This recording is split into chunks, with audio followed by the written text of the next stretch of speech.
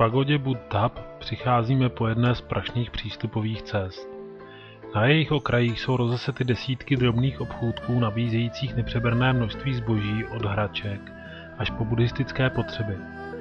A o ty tu dnes nejvíce kráčí, protože právě probíhá druhý den oslav Buddhových narozenin.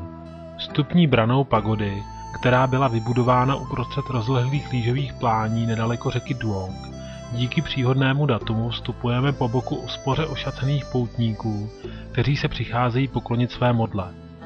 Ti skládají k nohám Buddhy rozličné dary a oběti, od tradičních květin, ovoce a bankovek až po cigarety, tvrdý alkohol či plechovky piva.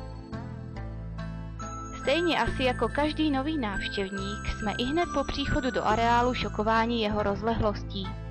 Navzdory jednoduchému názvu se totiž nejedná o jedinou pagodu, nýbrž o komplex asi 10 budov rozprostřených na ploše 1 hektaru. Buddha je vůbec prvním buddhistickým centrem ve Vietnamu, jehož zakladatelem byl čínský buddhistický mních v první polovině 17. století.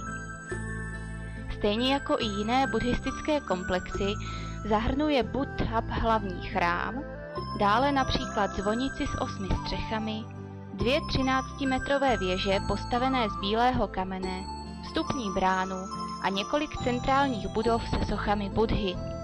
Tyto stavby dodnes slouží k vykonávání náboženských rituálů, provázených pálením vonných tyčinek a modlitbami. Hlavní vstup do chrámu je otevřen pouze ve sváteční dny, jindy je nutné použít malé boční vstupy. Chrám ukrývá více než 50 různě velkých soch Buddhy v mnoha podobách.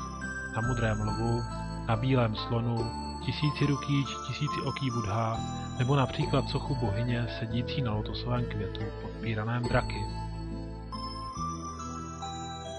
Některé z nich se zde dochovaly v původním stavu, většina však byla v roce 1992 podrobena renovaci.